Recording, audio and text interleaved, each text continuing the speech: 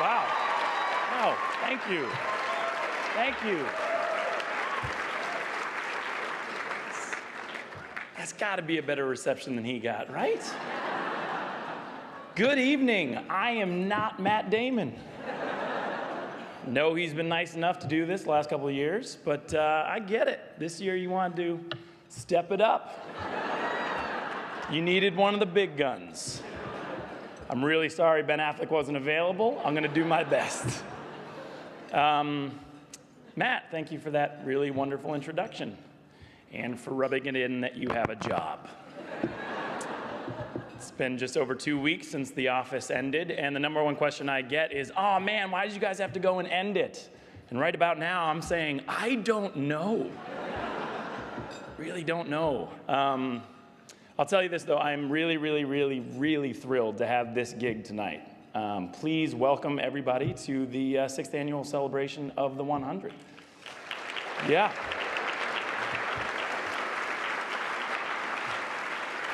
It's, this is truly an awesome event. And like Matt said in his aggressively showing off video, I am from Boston. Well, Newton.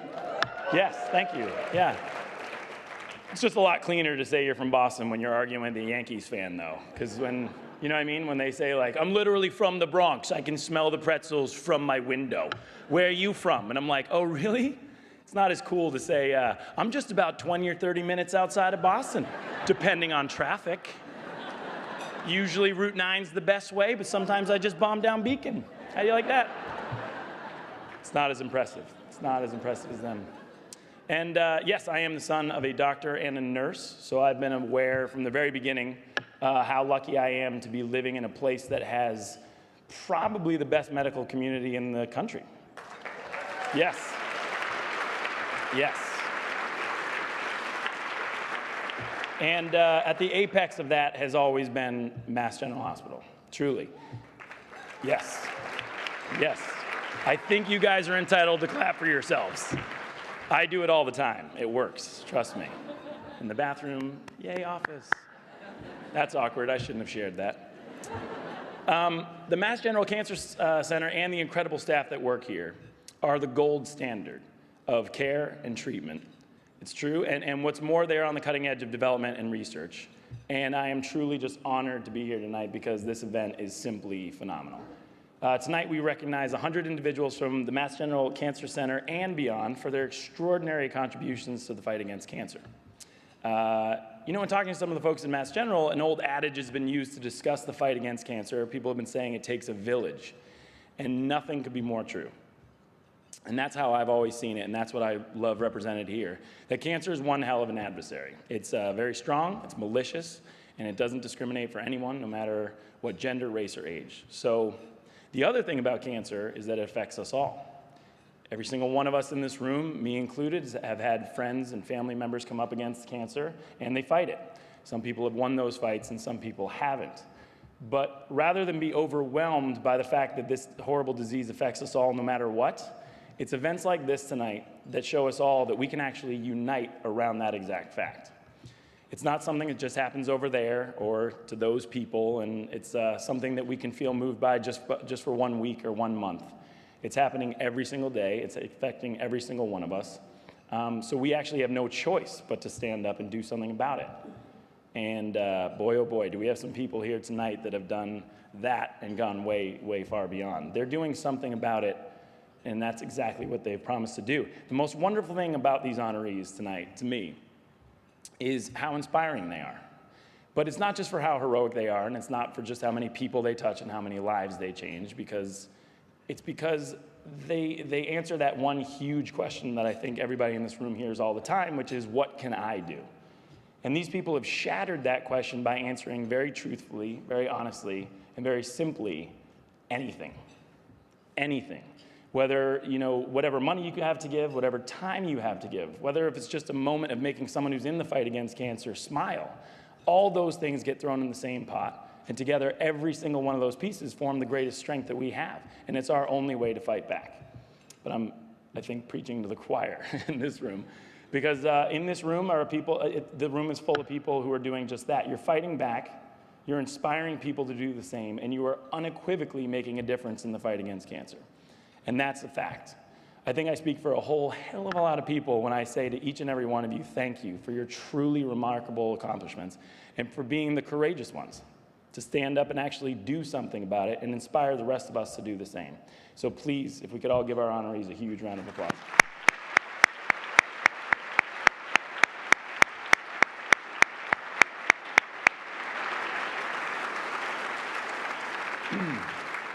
It is now my great pleasure and privilege to introduce you to one honoree whose story will definitely inspire you. Stephanie Quinn is a clinical social worker at Mass General Cancer Center. For one young patient and his family, Stephanie demonstrated immense compassion and went above and beyond her professional responsibilities in caring for this family. I'm sure you'll all agree in just a couple minutes that Stephanie is a hero. Here's her story.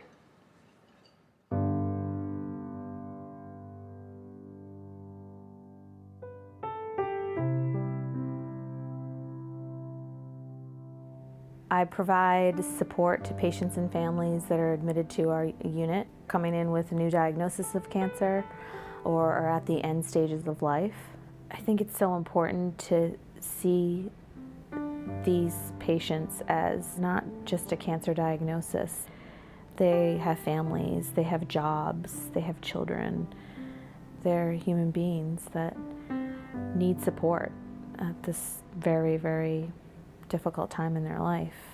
So Stephanie really gets it, and she really understands our patients here. And something I'll never forget is what she did this past year for one of our patients. He was from China, and he came to the US for an education. It was to Polytech. Shuang Song, he was an undergraduate student here majoring in a program that connects computer science with humanities and arts. He was also very active in music, especially the Glee Club. He became one of the most integrated, connected students at WPI. In his senior year, his health deteriorated very quickly.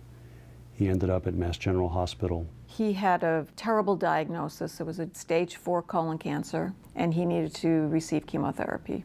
His pain level was very difficult to treat. Not only his physical pain, but emotional pain. Very anxious, understandably. Stephanie, you don't have to ask her. She just says, I need to see this patient. And she knew right away that he was someone that would need support from a social worker. I just wanted to sort of get to know him. And shortly after that, his parents arrived from China.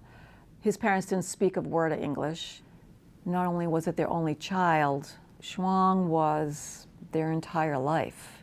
Stephanie, she would always go in and sit next to the mom and hold her hand or put her hand on her shoulder just to let her know that, you know, she's there for them. It got to the point where he was getting more and more ill and he wasn't as alert. Shuang was going to die here on our unit. We all were just struggling with, you know, we need to do something. The idea that she came up with was, could a school possibly get him a diploma before he passed away and maybe give it to him? Something on letterhead from Mass General signed by Stephanie was the one piece of evidence I took to the president to say, I think we should deliver the diploma and it has to go today. And by 4 o'clock that day, I was at the hospital. I met Stephanie. They took me upstairs to meet with the family. We talked for a little bit about Shuang's and his dreams and his parents' dream of graduating from an American university. He was laying in the hospital bed. I had my hand on his shoulder.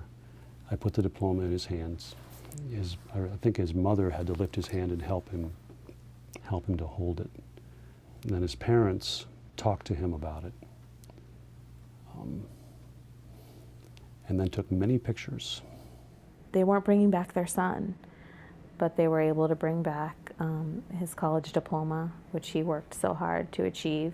I was there on that day, and I had that diploma that day because Stephanie cared enough to connect with the family and connect with WPI. Anybody else who hadn't paid attention, that could have slipped by very easily. Shuang ended up passing away 12 hours after. You know, I was simply called in to do one small task, you know, I think at the end of a very long relationship that she had built with the family. It was something I'll always remember. Yeah, it would not have happened without Stephanie.